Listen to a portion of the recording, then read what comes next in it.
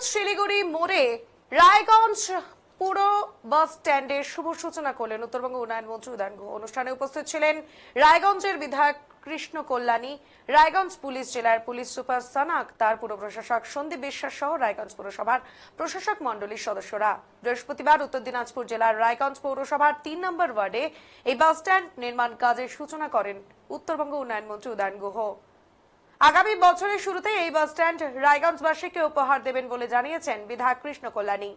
উত্তরবঙ্গ উন্নয়ন মন্ত্রী উদয়ন গুহ বলেন, উত্তরবঙ্গ উন্নয়ন দপ্তরের পক্ষ থেকে সাধ্যমতো অর্থ বরাদ্দ করা হয়েছে। আশা করা যায় এই অর্থে কাজটি সম্পন্ন করা যাবে। শিলান্যাসে আমরা বিশ্বাসী নই বলে ওই দিন জানান তিনি জানান এই জেলায় ৯৮ কোটি ৭২ লক্ষ টাকা বরাদ্দ করা হয়েছে। প্রকল্প রয়েছে ৭৩টি। রায়গঞ্জের জন্য ১২টি প্রকল্প বরাদ্দ রয়েছে ১৭ কোটি ৩৭ লক্ষ টাকা এই অর্থনৈতিক বছরে।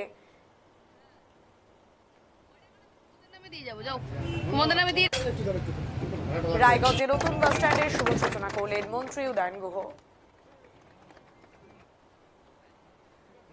কর্মকাণ্ডের মাঝখানে পেতে চলেছি উত্তরবঙ্গের উন্নয়নের কান্ডারি, উত্তরবঙ্গের বিভিন্ন কোনায় কোনায় যার কর্মবীরতা।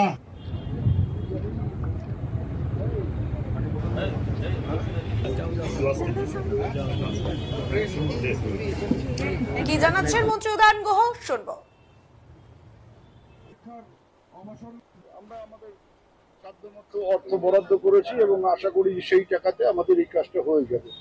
এরপরে ও বলছিল ওর বক্তব্যে যে রেলের একটা গেট আছে, তার জন্য ওভারব্রিজ করা দরকার, না হলে ওখানে যানজট হয়। সেটা তো আমার এখতিয়ারের মধ্যে পড়ে না। যাদের পড়ে তারা যদি নজর না দেয় তাহলে তো সেটা রায়গঞ্জবাসীকে বুঝতে হবে যে তার জন্য কি করা উচিত।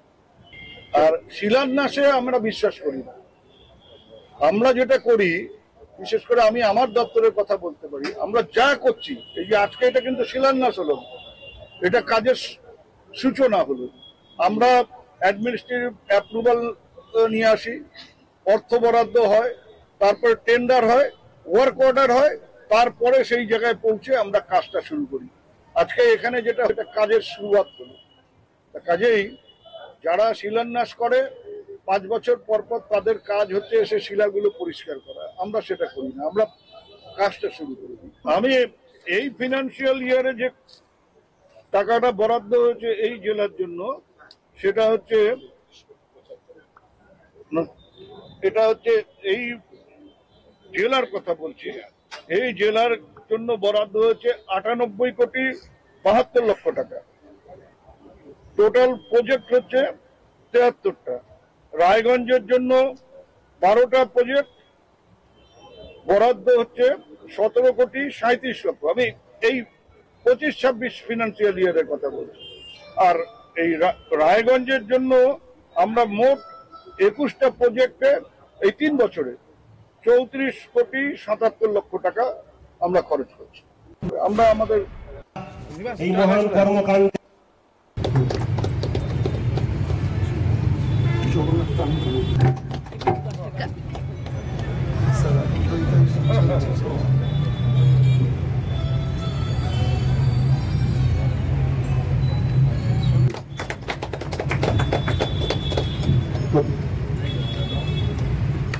বিধায়ক কৃষ্ণ কল্যাণী বলেন, এই বাস স্ট্যান্ড নির্মাণে উত্তরবঙ্গ উন্নয়ন দপ্তরের পক্ষ থেকে ২ কোটি ৯৮ লক্ষ টাকা বরাদ্দ করা হয়েছে। নতুন বছরে রায়গঞ্জবাসী এই বাস স্ট্যান্ড ব্যবহার করতে পারবে বলে আশা প্রকাশ করেছেন তিনি। আমাদের সম্মানীয় জেলা শাসক সুরেন্দ্র কুমার মিনা এসেছেন, মন্ত্রী উত্তরবঙ্গ। বহু প্রতীক্ষিত বাস স্ট্যান্ডের শিলান্যাস, কি বলবে? না, খুবই ভালো লাগছে, খুবই আমরা আনন্দিত। আজকে আমাদের সম্মানীয় মন্ত্রী উত্তরবঙ্গ উন্নয়ন দপ্তরের উদয়ন গুহ, আপনারা যেমন দেখলেন শিলান্যাস করে গেলেন। এখানে উত্তরবঙ্গ দপ্তর থেকে ২ কোটি ৯৮ লক্ষ টাকা বরাদ্দ করা হয়েছে। আমি আমার এমএলএ লেট ফান্ড থেকে ৪০ লক্ষ টাকা দিয়েছি, আর সুদার থেকে ৩৫ লক্ষ টাকা বরাদ্দ করা হয়েছে। তো নিয়ার অ্যাবাউট ৪ কোটি টাকার উপরে কাজ এখানে চালু হতে চলেছে। আজকে তারই শুভ উদ্বোধন হয়ে গেল। আর আমরা আশা করি যে এই বছরের শেষে নতুন বছরে রায়গঞ্জবাসী নতুন বাস স্ট্যান্ড পাবে। ভোটের আগে তাহলে নতুন বাস স্ট্যান্ড পেতে চলেছে? একদম আমাদের এই বছরের শেষে কিংবা আপনার নতুন বছরের আগেই আমরা নতুন বাস স্ট্যান্ড। দাদা, এই যানজট মুক্ত করার জন্য এই বাস স্ট্যান্ড সরিয়ে আনার একটা প্রক্রিয়া শুরু হয়, সেটা আজকে শিলান্যাস হলো, কিন্তু টোটো নিয়ে যে বিভিন্ন সময় দেখি যানজট সৃষ্টি হচ্ছে শহরের মধ্যে, সেটা নিয়ে কি আপনারা কোনো পদক্ষেপ নেবেন? না, সেটা নিয়ে পদক্ষেপ শুধু শুনুন, সেটা নিয়ে একজন বিধায়ক পদক্ষেপ নিবে কিংবা একটা মিউনিসিপ্যালিটি পদক্ষেপ, সবাইকে মানুষকেও নিতে হবে পদক্ষেপ, ঠিক আছে? আগে মানুষ তাই করুক। আগে যদি আমরা একটা সিস্টেম করি আর এই সিস্টেমটাকে যদি সবাই যদি না মানে, তাহলে কি করে সিস্টেমটা ইমপ্লিমেন্ট হবে? আমরা তো করেছিলাম যে একদিন সবুজ টোটো চলবে, একদিন নীল টোটো চলবে, তো এটাকে তো আমাদের নিজেদেরকে সচেতন হতে হবে।